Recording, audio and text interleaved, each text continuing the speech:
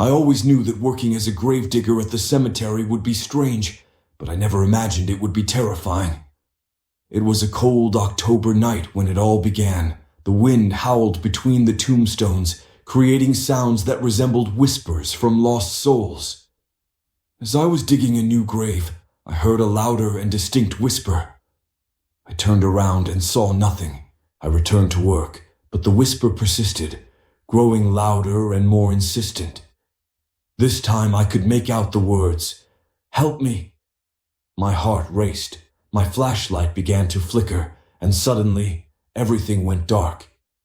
I felt a cold hand grasp my shoulder and turned to see a pale face with hollow eyes staring back at me. It was the spirit of a former gravedigger, claiming to have been trapped there for decades, needing help to find peace. I did as he asked, locating his remains and giving them a proper burial. The next morning, the cemetery was quieter than ever. The whispers had ceased, but the pale face of the spirit still haunts my dreams.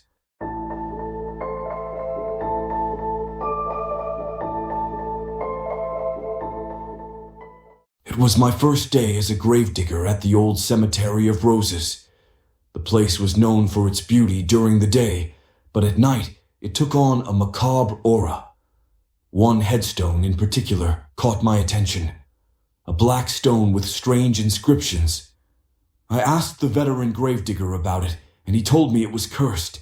Anyone who disturbed that headstone would meet a terrible fate. I laughed, thinking it was just a story to scare newcomers.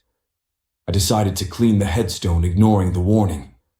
That night I had horrific nightmares of a shadowy figure chasing me.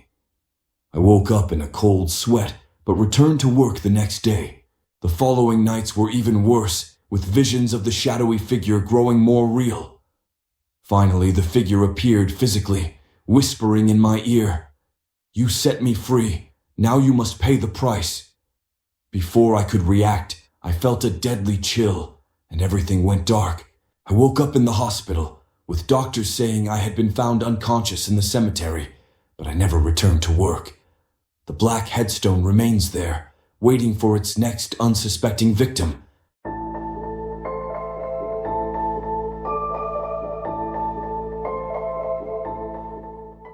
Being a gravedigger was never my dream, but it paid the bills. The Twilight Cemetery was my workplace, and it always seemed more sinister at night. One night, as I was locking the gates, I saw a faint light in the distance, among the trees. Curious, I went to investigate. I found a group of people gathered around a bonfire, muttering strange words. They were performing some kind of ritual. Before I could retreat, they saw me and dragged me into the circle. I was forced to participate in the ritual, where they were summoning spirits of the dead. The air grew cold, and ghostly figures began to emerge from the graves. The group's leader told me that I was now one of them and could never leave. I managed to escape in the confusion, but the spirits began to follow me. Now even outside the cemetery, I feel their presence around me. They whisper in my ear at night, and I know that one day they will come to take me back.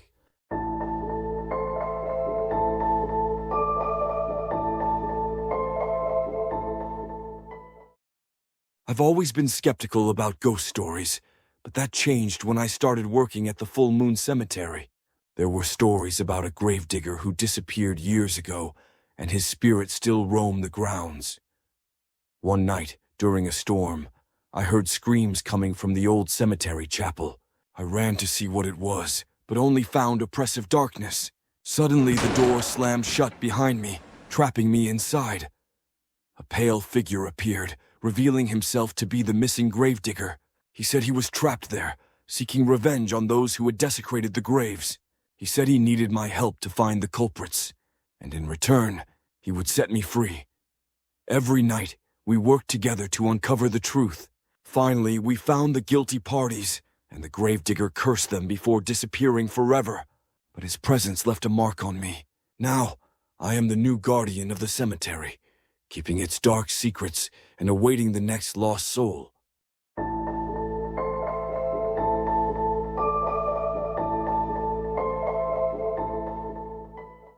I've always been fascinated by cemeteries, so when I got the chance to work as a gravedigger at the Shadows Cemetery, I took it without hesitation.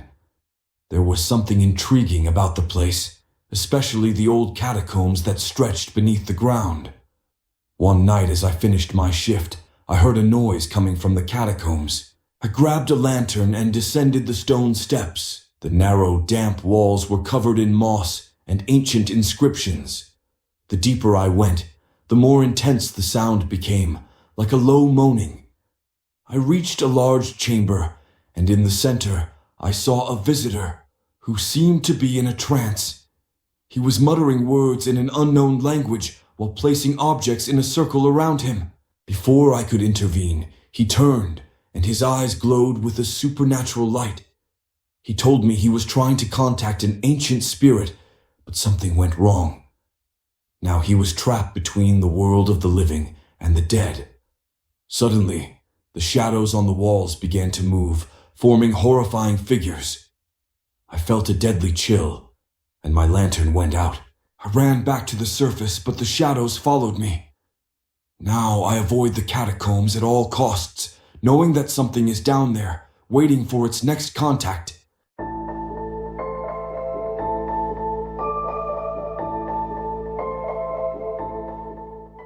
It was a quiet night until I saw a visitor walking through the cemetery with a desolate expression. He made his way to an old grave and started talking to someone I couldn't see. I approached him, curious and concerned. "Are you okay?" I asked. The man slowly turned, and I noticed he was crying. He said he was speaking to his deceased wife, who had died tragically in an accident. The air around us grew cold, and a thick mist began to form. Suddenly, a translucent figure emerged from the mist. It was his wife. She reached out to him, and he, in a trance, began to follow her. I tried to stop him, but it was as if an invisible force held me back. I watched as the figure led him into an open grave. I ran to get help, but when I returned with other gravediggers, there was no sign of the man or the figure. The next morning, I found a note left on the grave, written in shaky handwriting. "We are together again." Since then, I always keep an eye out for any nocturnal visitors, fearing that the same supernatural force might claim another soul.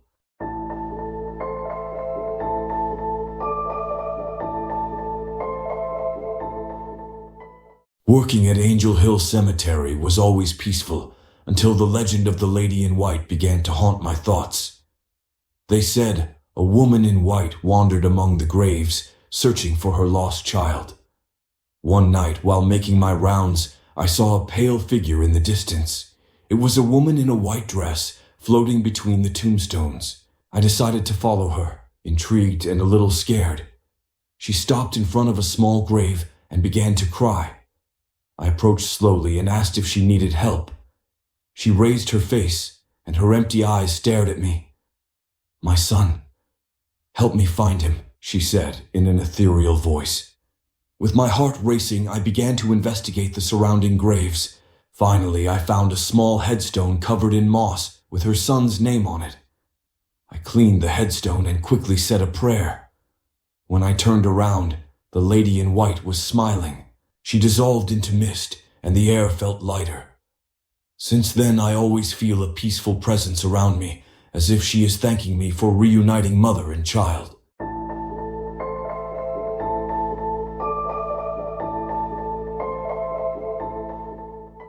It was a gloomy, overcast afternoon when I was called to assist with a burial at the old Blackwater Cemetery.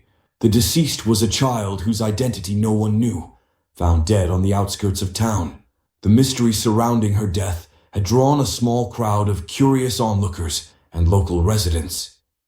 As the gravedigger, it was my duty to prepare the grave and ensure that the funeral went smoothly.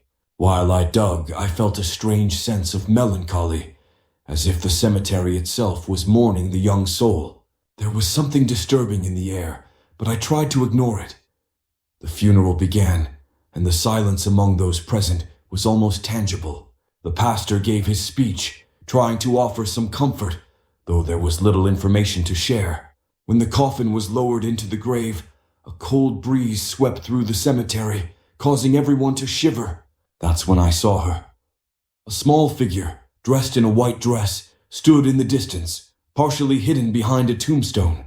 Her large, sad eyes met mine, and I felt a chill run down my spine. She seemed to be watching the funeral with an unsettling intensity. I decided to approach her discreetly, curious to know who she was. However, as I got closer, she vanished like a mirage. I was confused, but the burial needed to continue. After everyone left, I stayed behind in the cemetery to make sure the grave was properly sealed. When I finished, the silence was absolute, except for a faint whisper in the wind. I looked around, and there she was again, the mysterious child, closer this time. "Who are you?" I asked quietly, trying not to sound scared. She didn't respond, only pointed to the freshly dug grave. I felt a mix of fear and compassion. You were the child we found, weren't you?" I ventured. She nodded slowly, and her expression of sadness deepened. "What happened to you?" I asked, hoping for an answer that might never come. Suddenly, an image formed in my mind. A tragic accident, a car skidding on the wet road, the child being thrown out. The vision disappeared as quickly as it came, and the child began to fade again. "Wait!" I shouted, but she had already disappeared into the growing mist. In the days that followed, I couldn't stop thinking about the mysterious child. I returned to the cemetery several times, hoping to see her again. Finally, on an especially cold night, she appeared one last time. This time she seemed more at peace. "Do you want me to tell them what happened?" I asked, and she nodded. With one last look of gratitude, the child vanished, leaving me alone in the cemetery. I shared the vision with the community, and though some were skeptical, the story brought a strange sense of closure to many. Since then, Blackwater Cemetery has never been the same for me. Every time I pass by the grave of the unknown child, I feel a peaceful presence, knowing that somehow I helped a lost soul find her eternal rest.